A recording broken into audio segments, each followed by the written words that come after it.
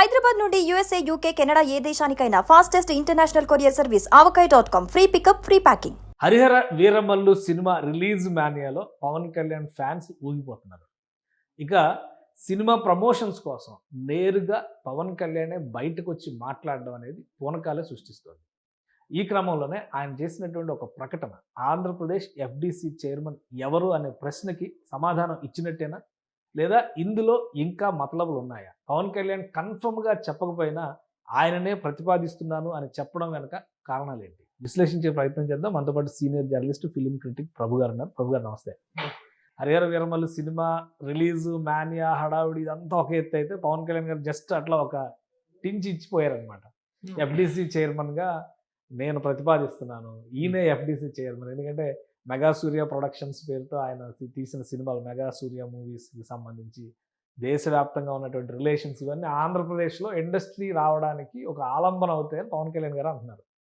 ఆయన ఒక డిప్యూటీ సీఎంగా చెప్పారా, సినిమా హీరోగా చెప్పారు, ఇవన్నీ పక్కన పెడితే ఏపీలో సినిమా ఇండస్ట్రీ అనే చర్చకు మళ్ళీ ఒకసారి ఆయన నాంది పలికినట్టుగా అవుతుందా? ఏంటి ఈ పొజిషన్ ఇంపార్టెన్స్ ఏంటి? ఏం రత్నం గారు దానికి న్యాయం చేస్తారా?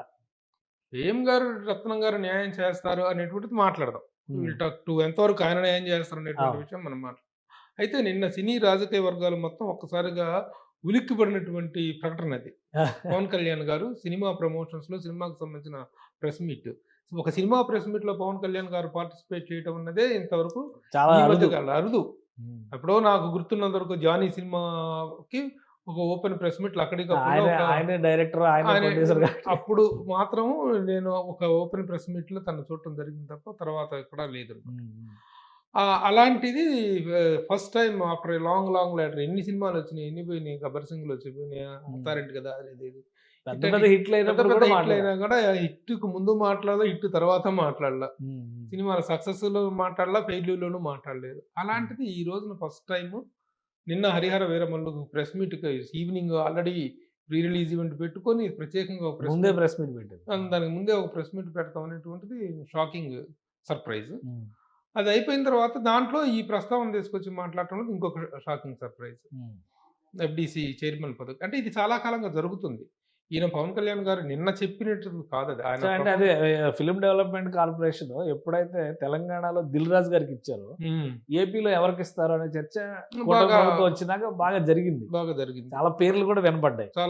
ఈ మధ్య ఒక 2-3 నెలల నుంచి ఏం రత్నం గారి పేరు కూడా వినిపిస్తుంది. అదేదో డైరెక్ట్ హార్స్ మౌత్ అంటారు కదా, మరి పవన్ కళ్యాణ్ గారు నేనే ప్రతిపాదించాను, పవన్ కళ్యాణ్ గారు ప్రతిపాదిస్తే వ్యతిరేకించడం కానీ వద్దనడం కానీ జరుగుతుందా? సో అది సందేహం ఇక్కడ. అంటే అక్కడ దాంట్లో ఒక క్వశ్చన్ కూడా తను ఉపయోగించుకున్నారు. కావచ్చు, నేను ప్రతిపాదించాను, ఏమో రేపటిలోన అవ్వచ్చు కాకపోవచ్చు, బట్ నేనైతే ప్రతిపాదించాను, ఇట్ ఈస్ మై ప్రపోజల్ అనేటువంటి విషయాన్ని సుస్పష్టంగా ఆయన చెప్పారు. అంటే తన ప్రపోజల్కి ఒక విలువ, ఒక ఇది వాల్యూ ఉంటుంటుంది. కూటమి ప్రభుత్వంలో ఆయన మాటకి కానీ ఆయన దీనికి కానీ ఒక విలువ ఉంటుంది కాబట్టి ఆ ఇదిలో ఆయన ప్రతిపాదించారు, ఓపెన్గా చెప్పారు. అంటే మిగతా వాళ్ళది మూసిన గుప్పిట్లాగా ఉంది. చాలా ప్రపోజల్స్ ఉన్నాయి. ఆయన కేఎస్ రామారావు గారి పేరు ప్రతిపాదనలో ఉంది. అట్లాగే కాట్రగడ్డ ప్రసాద్ గారు ఆయన అప్లై చేసుకుని ఉన్నారు.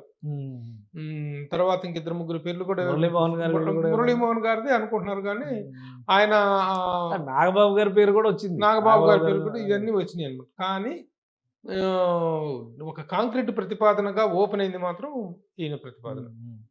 పవన్ కళ్యాణ్ గారు డేర్గా పబ్లిక్ లో ఆయన పేరు నేను ప్రతిపాదించాను, నా అభ్యర్థి అనే ఒక ప్రకటన చేశారంటే ఓ విధంగా ఒత్తిడి పెరిగినట్టేనా ప్రభుత్వం పైన? చంద్రబాబు నాయుడు గారు అంటే దీన్ని పరిగణించాల్సిన, ఇది ఇప్పటిదాకా ఒక అప్లికేషన్ క్రియేట్ అయినట్టే, ఒక అప్లికేషన్, ఒక గట్టి ఇది క్రియేట్ అయినట్టే కదా, డెఫినెట్ గా ఓపెన్ అయినట్టే కదా. ఓపెన్ అయినప్పుడు దాన్ని ఇప్పటిదాకా ఏంటి పరిశీలనలో ఉన్నాయి, ఇప్పుడు పరిగణలోకి తీసుకోవాల్సిన అవసరం ఉంది. పరిశీలన వేరు, పరిగణన వేరు. Consideration is different from examining the things. ఇప్పుడు కరెక్ట్ గా కన్సిడరేషన్ లోకి తీసుకోవాల్సిన అవసరం ఏర్పడింది. దాని మీద మరి ముఖ్యమంత్రి చంద్రబాబు నాయుడు గారు ఎలా రియాక్ట్ అవుతారు, ఎలా ఏది ఏమైనా ఈ రోజున అనుభవం రీత్యా ఎవరికి ఎవరు తీసిపోయిన వాళ్ళు కాదు. అనుభవం రీత్యా కానీ చిత్ర పరిశ్రమతో ఉన్న అనుబంధం దృష్ట్యా కానీ. అంటే ఒకటి ఇప్పుడు ఇది మీరు ఇక్కడ క్లారిటీ ఇవ్వాల్సింది ఏంటంటే, పవన్ కళ్యాణ్ గారు ఓపెన్ గా నేను ఎన్ని ప్రతిపాదిస్తున్నాను అని చెప్పిన తర్వాత అక్కడ వ్యతిరేకించేటువంటి పర్సంటేజ్ కొంత తగ్గిపోయే అవకాశం ఉంటుంది. రెండవది, ఏం రత్నం గారిని వ్యతిరేకించేటువంటి వ్యక్తులు, శక్తులు ఎవరైనా ఉన్నారా ఇండస్ట్రీలో? ఇండస్ట్రీ ఎవరి పాలిటిక్స్ చాలా ఉంటాయి కదా! ప్రతిపాదనకి ఇప్పుడు ఒక వ్యక్తిని ప్రతిపాదించినప్పుడు దాన్ని సపోర్ట్ చేసేవాళ్ళు ఉంటారు. దాన్ని అపోజ్ చేసేవాళ్ళు ఉంటారు. అవును. అలాగే ఇక్కడ కూడా ఉన్నారు. ఇప్పుడు ఎందుకంటే ఈయన మీద మొన్న మధ్యగా జరిగినట్టు ఒక చిన్న చర్చా కార్యక్రమంలో ఈయన ఆంధ్రప్రదేశ్‌లో ఒక చిన్న film chamber of commerce, AP film chamber of commerce అనేటువంటిది ఒకటి అవును. ఒక సంస్థ ఏదో పుట్టింది. అవును. పెట్టింది. A film chamber of commerce అనేది ఎవరైనా పెట్టుకోవచ్చు. ఆ దుకాణం ఎవరైనా స్టార్ట్ చేసుకోవచ్చు. అవును. ఇప్పుడు కూడా ఇక్కడ కూడా Telangana film chamber of commerce ఉంది. కామర్స్ ఉంది. ఇంకా ప్రైవేట్ వ్యక్తుల పేర్ల మీద కూడా ఫిల్మ్ ఛాంబర్ ఆఫ్ కామర్స్ అనేవి ఉంటాయి. ఉమ్. అయితే దాంట్లో దానికి అధ్యక్షుడిగా ఈయన ఉన్నారు దానికి. ఓహో. AP film chamber of commerce అధ్యక్షుడిగా ఆయన ఉన్నారనమాట. అది రికగ్నిషన్ ఉన్నటువంటి సంస్థ కాదు. ఇప్పుడు ఇక్కడ ఉన్నటువంటి అంటే ఒక విధంగా తెలుగు చలనచిత్ర వాణిజ్య మండలి అనేటువంటిది ఒక దానికి వేరు కుంపట అన్నట్టు ఇది. వేరు కుంపటి. అలాంటిది పోయి ఒక వేరు కుంపటి అనేటువంటి తెలుగు చలనచిత్ర వాణిజ్య మండలి అనేది ఒక విస్తృత స్థాయిలో ఉండి ఇన్ని సంవత్సరాలుగా అన్ని రాష్ట్రాల్లో కూడా శాఖలు కలిగి అన్ని జిల్లాల్లో కూడాను విస్తృతమైనటువంటి నెట్వర్క్ కలిగినటువంటిది ఉండగా ఒక వేరు కుంపట్లోకి వెళ్ళిపోయి ఈయన దాంట్లో అధ్యక్షుడిగా ఉన్నారు కాబట్టి ఈయన అందరినీ కలుపుకోపోలేరు అనేటువంటి ఒక వాదన ఒకటి వినిపించారు. అంటే అది రీజనబుల్ వాదన కింద మరి చూడాలి. అది వాదన వినిపించారు. అనిపిస్తే దానికి ఈయన చెప్పేటువంటి ఇదేమిటంటే అది నాకు సంబంధం వద్దు మర్రో అనే కొద్ది వాళ్ళు పెట్టుకున్నారు. It is not at all A serious body and I'm not very seriously in to that. Okay. నేను అంత సీరియస్గా ఏం లేదు. మీరండి సీనియర్ ప్రొడ్యూసర్ కాబట్టి మీ పేరు పెట్టుకుంటా అంటే అన్నారు. కానీ నేనేదో మదర్ బాడీ నుంచి వేరు వెళ్ళిపోయి నేను ఇది పెట్టుకోలేదు ఇది అని నేను మొన్న చేసిన ఇంటర్వ్యూలో ఆయన వివరణ ఇచ్చారు. Telugu film chamber of commerce లో ఆయన కొనసాగుతున్నారు. వీళ్ళందరూ కొనసాగుతుంటారు. ఇప్పుడు అక్కడ దుకాణం పెట్టిన వాళ్ళలో కూడా ఇక్కడ ఉన్నారు. ఆ వేరు కుంపటి పెట్టిన వాళ్ళలో ఇక్కడ మెంబర్స్ కూడా ఉన్నారనమాట. కాబట్టి నాకు మెయిన్ బాడీలో నేను ఉంటాను కానీ దాని గురించి నాకు ఇది లేదండి అని చెప్పి ఈయన వివరణ ఇవ్వడం జరిగింది. అలాగే మిగతా వాళ్ళకు కూడా ఎవరికుంటే మెరిట్స్ ఎవరికుంటే డిమెరిట్స్ వాళ్ళకు ఉన్నాయి. ఏది ఏమైనా ఈ రోజున ఫిలిం డెవలప్మెంట్ కార్పొరేషన్ అనేటువంటిది కేవలం ఫిలింకి డెవలప్మెంట్కే కాదు, ఫిలిం అనేటువంటిది రకరకాలుగా విస్తృతమైంది. ఫిలిం అనేటువంటిది ఇప్పుడు ఒక దృశ్యమాన్యము, ఇప్పుడు అది దృశ్యమాన్యము, ఫిలిం అనేటువంటిది కాదు. దృశ్యమాన్యం అనేటువంటిది ఒక యూట్యూబ్ ఛానల్స్గా, సోషల్ మీడియాగా, ఏఐగా రకరకాలుగా విస్తృతమైన ట్రాన్స్ఫార్మ్ అయిన ఆల్రెడీ వేవ్స్ అని చెప్పని world entertainment visual audio visual అని చెప్పని మొన్న ప్రైమ్ మినిస్టర్ గారు. కాబట్టి ఒక విస్తృత స్థాయిలో ఈ నెట్వర్క్ ని డెవలప్ చేయాల్సినటువంటి అవసరం ఉంది. అలాంటప్పుడు ఈ టెక్నాలజీ మీద కానీ ఈ మొత్తాన్ని కలుపుకుపోయేటువంటి ఒక నెట్వర్క్ కానీ మేము ఉండాల్సినటువంటి అవసరం ఉంది. ఆ విధంగా 24/7 వర్క్ చేయగలిగిన వాళ్ళే ఆ పదవికి న్యాయం చేయగలుగుతారు. ఇది వరకు FDC అంటే ఫిల్మ్ డెవలప్మెంట్ కార్పొరేషన్ బిగినింగ్ లో అవార్డులు ఇచ్చే కార్యక్రమాలు కానీ సబ్సిడీలు అవార్డ్స్ సంబంధించి ఆ కార్యక్రమాలు చేయడం వరకే పరిమితమై ఉండేది. FDC తర్వాత అది film development film theatre development corporation గా ఎక్స్పాండ్ అయింది. ఆ తర్వాత 2 రాష్ట్రాలు విడిపోయిన తర్వాత ఆ రాష్ట్రంలో కూడా ఈ 3 యాక్టివిటీస్ కి చేపట్టాల్సిన అవసరం ఉంది. కృష్ణమురళి గారు చూసారు కదా లాస్ట్ గవర్నమెంట్ లో, మరి ఇవన్నీ యాక్టివిటీస్ అంత ఎక్కడ ఉంది. ఆడ సీట్ సర్దుకునే లోపల అది పోయింది, అది అయిపోయింది, అది మ్యాటర్ తీసేయండి. అది అదే అలాంటి అలంకారప్రాయమైన పదవులు కాకూడదు, రాజకీయ పునరావాస కేంద్రం కాదు. అంటే ఇప్పుడు మీరు చెప్పిన యాంగిల్స్ అన్ని చూస్తే మరి ఏం రత్నం గారు అంత అన్ని పర్స్పెక్టివ్స్ లో పనిచేసే సామర్థ్యం ఉన్నటువంటి వ్యక్తిగా అంగీకరించవచ్చా? 100% అంగీకరించవచ్చు. ఎట్లాగంటే అంటే ఆ క్వాలిఫికేషన్స్ ఉన్నాయండి ఆయనకి. కానీ అందరికి ఇప్పుడు దాంట్లో వినిపించిన పేర్లు ఉన్న వాళ్ళందరూ కేసీ రామారావు గారు తక్కువ వల్ల, కటకటి ప్రసాద్ గారు తక్కువ వల్ల, ఏం రత్నం గారు తక్కువ వల్ల, ఒక చిన్న మేకప్ గా కెరీర్ స్టార్ట్ చేసి ఒక రీజనల్ సినిమాని నేషనల్ స్థాయికి తీసుకెళ్ళినటువంటి పాన్ ఇండియా స్థాయికి తీసుకెళ్ళినటువంటి వ్యక్తి ఆయన. ప్రొడ్యూసర్, దర్శకుడుగా పెద్దరికం లాంటి ఒక అద్భుతమైన చిత్రాన్ని తీసినటువంటి వ్యక్తి. సో ఇట్స్ నాట్ క్వాలిటీస్ పరంగా, క్వాలిఫికేషన్స్ పరంగా, ఎక్స్పీరియన్స్ పరంగా ఎవరికి ఎలాంటి తక్కువ లేదు. But who can spare time, ఎవరు దానికి అంకిత భావంతో చేయగలుగుతారు అనేటువంటిది పరిగణలోకి తీసుకోవాల్సిన అవసరం ఉంది.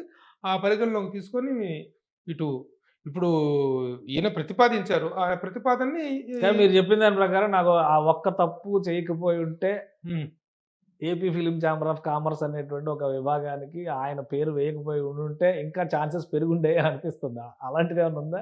అలాంటిదే ఇక్కడ ప్రొజెక్ట్ అవుతుంది. ఓకే, ఆయన మెయిన్ బాడీలో నుంచి వెళ్ళిపోయి వేరే దాంట్లోకి, వేరు కుంపట్లోకి వెళ్ళిపోయాడు. అది కాబట్టి అదొక అనర్హత అనే విషయాన్ని మిగతా వాళ్ళు పాయింట్అవుట్ చేస్తున్నారు.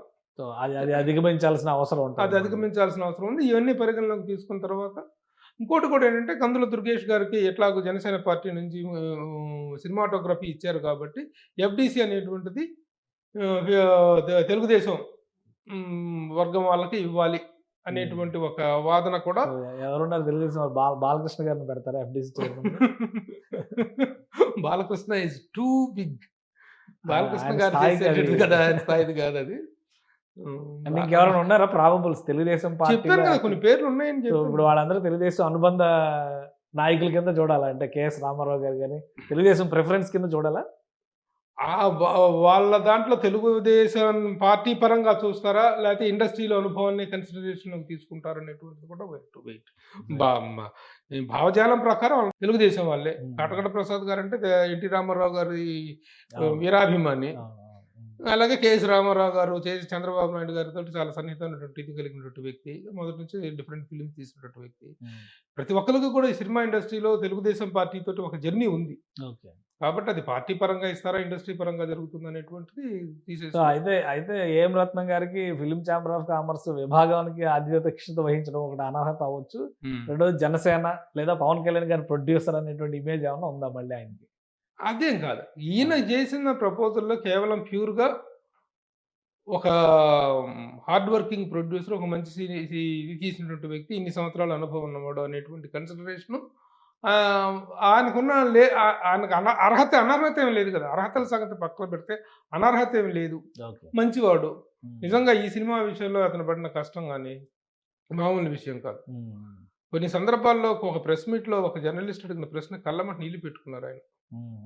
ఆయన పడిన కష్టానికి. ఎందుకంటే 5 సంవత్సరాలుగా పడిన నరకయాతన మామూలు నరకయాతన పడల. దానికి ఎవరు కారకులు car. 2 కోవిడ్‌లు. Time 2 కోవిడ్‌లు. 2 కోవిడ్‌లు.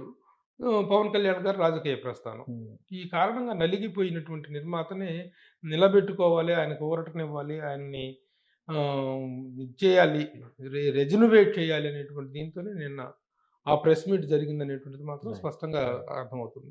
Right. Thank you ప్రభు గారు విశ్లేషణ అందించినందుకు. ఇది ఆంధ్రప్రదేశ్ ఎఫ్డీసీకి సంబంధించి చైర్మన్ పోస్ట్ ఎవరికి ఇస్తారనేది ప్రస్తుతానికి సస్పెన్స్గానే కనిపిస్తుంది. కానీ పవన్ కళ్యాణ్ గారు ప్రతిపాదించినటువంటి బలమైన పేరు ఏఎం రత్నం పేరు. అయితే ఆయనకి ఒకే ఒక్క అంశంలో ఒక వ్యతిరేకమైనటువంటి ప్రతికూలమైనటువంటి వాతావరణం ఉంది.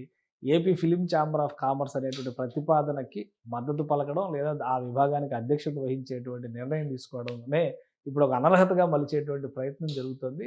అలానే తెలుగుదేశం పార్టీలో ఉన్నటువంటి కొంతమంది కీలకమైన నాయకులు కూడా తమకు అనుకూలమైన వారికి ఈ పదవి ఇస్తే బాగుంటుంది అనేటువంటి వాదన చేస్తున్నారు. కానీ ఇవన్నీ కూడా పవన్ కళ్యాణ్ చేసిన ప్రతిపాదన ముందర చిన్న అంశాలుగానే చూడాల్సి ఉంటుంది. Final decision AP CM Chandrababu Naidu గారు ఏది తీసుకుంటారనేది ఆసక్తికరంగా మారింది. ఏది జరిగినా కానీ ఆంధ్రప్రదేశ్లో సినీ పరిశ్రమ అభివృద్ధికి దోహదం చేసి వీలైనంత ఎక్కువ సమయం కేటాయించగలిగినటువంటి వ్యక్తికి ఆ పదవి ఇవ్వాలని ప్రభు గారు సూచిస్తున్నారు. ఇది special discussion. Keep watching. Suman టీవీలో మీ పర్సనల్ అండ్ బిజినెస్ ప్రమోషన్స్ కోసం కింది నెంబర్కి కాంటాక్ట్ చేయండి.